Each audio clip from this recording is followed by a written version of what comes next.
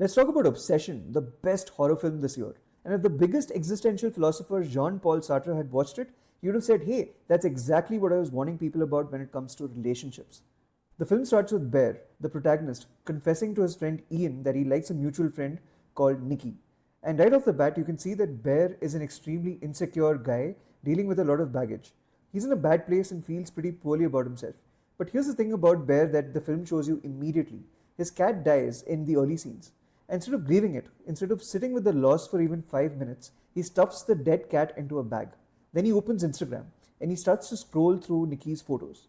Clearly, he's somebody who chooses not to confront anything uncomfortable, his flaws, his mistakes, his grief. He distracts himself instead of processing. Jean Paul Sartre had a name for this way of living. He called it bad faith. Bad faith is not lying to people, it's lying to yourself about your own freedom, pretending that you have no choice, pretending the uncomfortable thing doesn't exist, like stuffing a dead pet into a bag and scrolling on a phone to distract yourself. Bear lives entirely in bad faith. Now, Sartre would say that Bear, like all of us, is a subject, a conscious person with free will, with a subjective experience of the world, with the ability to make real choices. And being a subject means Bear has to make a decision about Nikki. He has to choose to overcome his anxiety and tell her that he likes her. And this is not a small thing, because it means overcoming your fear of not being good enough. Now, we've all been there. We wish we didn't have to deal with the overwhelming internal experience of asking someone out. We wish we didn't have to expose ourselves to rejection. And would it not be oh so great if we could just make a wish and the other person magically loved us back? In the scenes where Bear drops Nikki off at home, you can see his crumbling confidence in motion. He can't say the words. And for someone as egocentric as Bear, rejection doesn't just mean rejection, it means death. So once Nikki's out of the car, he snaps the wish toy and hopes for Nikki to love him more than anybody else in the world. The emphasis being on the word love. When I heard him say this, I got the ick. Love? I mean, really? Because love is a messy, difficult thing. It's an ongoing process, a verb. It's not something that you can achieve by just wishing for it. And the film completely agrees because he doesn't get love from Nikki, he gets obsession instead. And this is where Sartre walks in.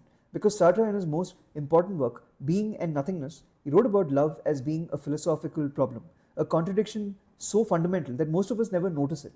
And here it is. When you love somebody, what do you actually want?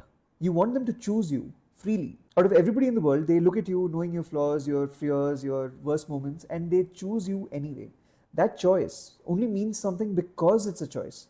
But you also want that choice to be the only one. You don't want them to change their mind. You always want them to choose you.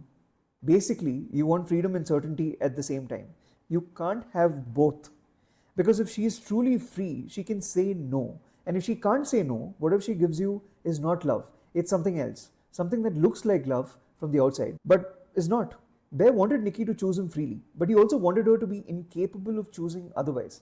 Sartre argues that a person tries to escape the responsibilities of his freedom.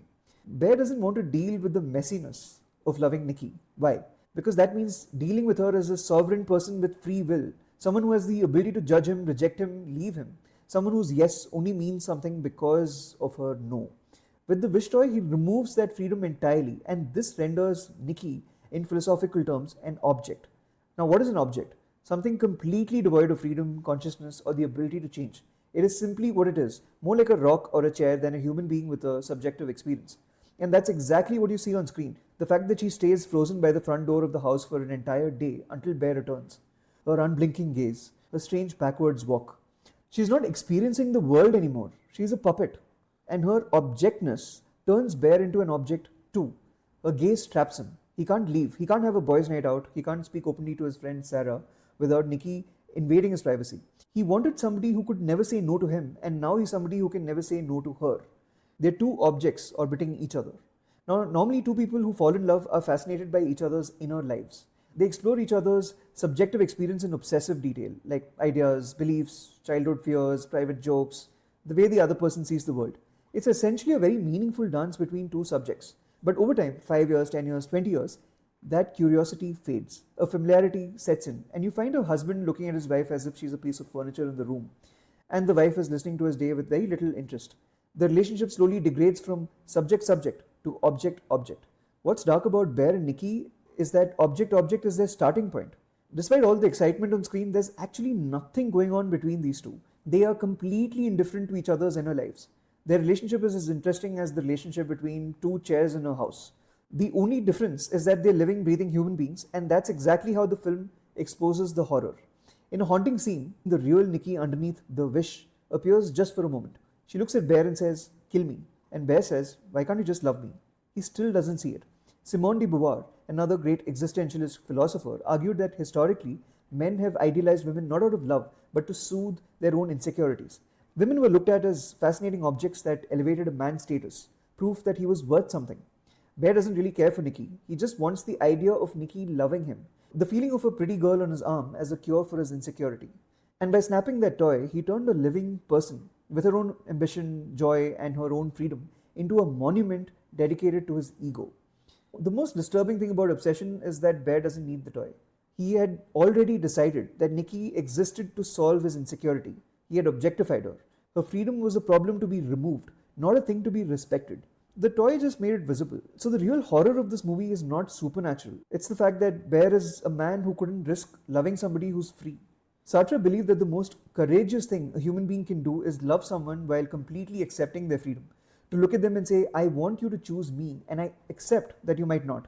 It is supposed to be unbearable. That unbearability is what makes the choice mean something when it finally happens. Bear could not do it. And if you're honest, most of us spend a lot of energy trying not to do it either. I mean, we don't snap wish toys, but we manipulate, we perform, we shrink ourselves a little or inflate ourselves. We do everything except the one thing love actually requires, which is to show up as an unaltered, free self.